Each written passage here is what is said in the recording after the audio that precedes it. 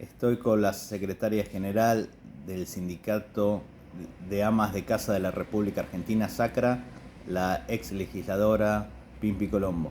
¿Qué nos puede decir de la importancia del sindicato, sobre todo al saber que es algo pionero en América Latina? Mirá, hace 39 años, este 12 de marzo cumplimos 39 años de haber puesto en marcha desde Tucumán para todo el país y aspirando a que también llegue a toda la Iberoamérica y a la América Latina, una organización de mujeres, como cualquiera de las mujeres que seguramente ve este reportaje y tu trabajo, porque todas somos amas de casa. Y si no lo somos, lo fuimos o lo vamos a hacer. Porque todas nos ocupamos de que nuestra casa sea un hogar.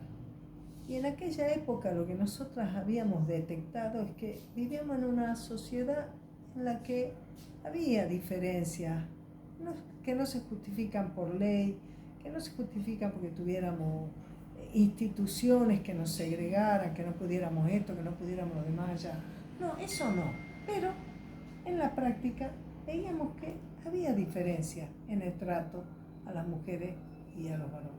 Entonces empezamos a indagar, empezamos a estudiar, empezamos a leer. Por supuesto, leímos a Eva Perón y miramos a las feministas francesas, a las feministas norteamericanas, y evidentemente lo que podía representar y expresar lo que nos pasa a las mujeres en Argentina era más bien lo que decía y lo que proponía Eva Perón en su libro La razón de mi vida, en el artículo que se llama Una idea, donde Eva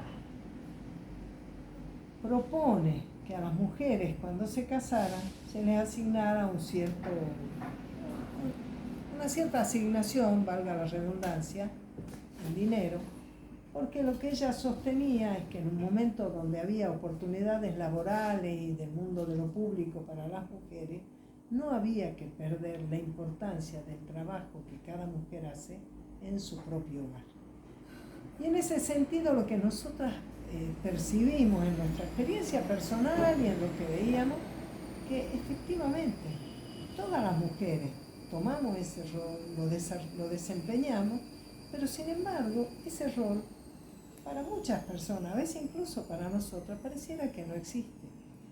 A veces decimos, Disculpe, yo incluso no para el trabajo. Ministerio de la Mujer, que no se encarga de estos temas, se encarga quizás de temas triviales, pero no de temas de Por fondo. ejemplo, no hay manera de que el Ministerio de la Mujer, que se creó con este gobierno, que fue una aspiración incluso nuestra en aquel momento también, nosotras decíamos, debe haber salario para las amas de casa, debe haber un Ministerio de la Mujer y debe haber servicios municipales para acompañar ese trabajo doméstico. Estábamos con esa lógica. Bueno, Ministerio de la Mujer no hubo, se armó el Consejo de la Mujer en el 91, se fue teniendo cambios institucionales, además siempre fue un organismo muy pequeño, entre otras cosas porque siempre se proponía ser más bien un elemento de coordinación de políticas que construyera desde las políticas de Estado la equidad entre mujer y varón. Eso es lo que ocurrió. Después con Macri eso se transformó en una agencia que no se sabe qué es, en un instituto, ya no me acuerdo, pero algo que no era, no sé, no era un consejo.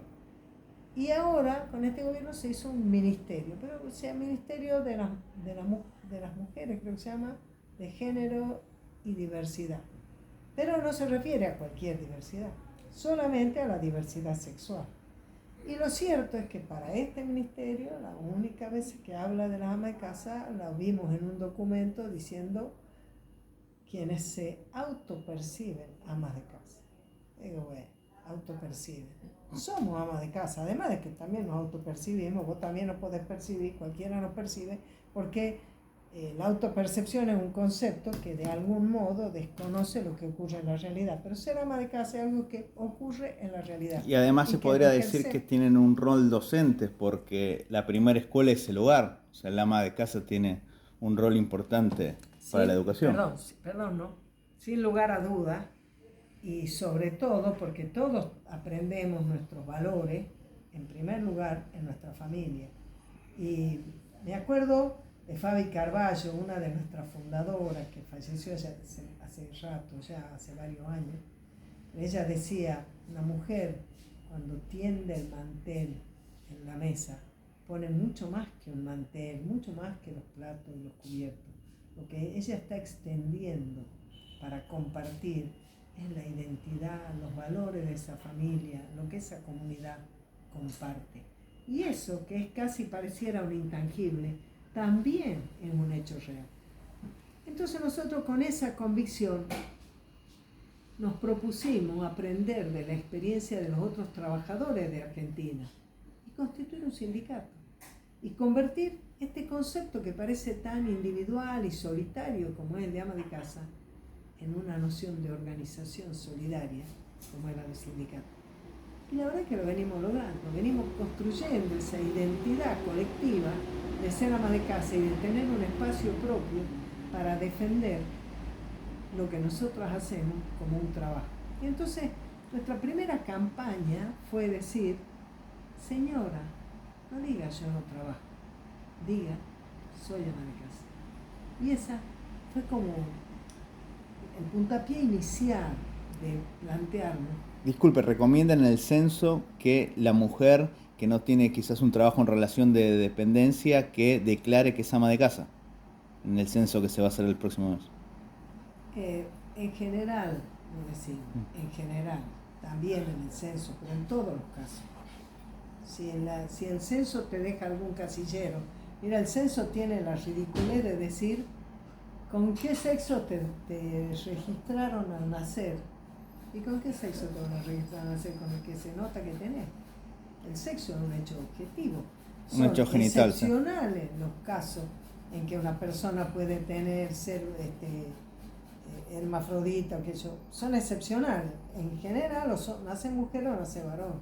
O sea, la verdad es que el atropello al lenguaje que implica ese tipo de cosas, lo tuvimos la otra vez cuando en el sindicato hacíamos una charla sobre buena masculinidad, una linda charla, sobre cómo es importante que el varón se involucre con las cuestiones de la vida familiar y privada y se haga cargo y se responsabilice a la par de la mujer, compartiendo tanto la familia como la comunidad, como tiene que ser. Y en un momento dado apareció esa idea de que en algunos lugares, alguna clase de feminismo está diciendo que el sexo ni siquiera es que el sexo es, sino que te lo asignan. Y la verdad es que eso es un atropello de la realidad, es un atropello al sentido común. Y es una manera de negar todo lo que somos. Así que nosotros no vamos para nada por ese camino. Nosotras creemos que, y pensamos y sabemos que el trabajo que hace el ama de casa es un trabajo, aunque se haga con amor, es trabajo. Y que se haga con amor y que sea trabajo no son dos conceptos contrapuestos.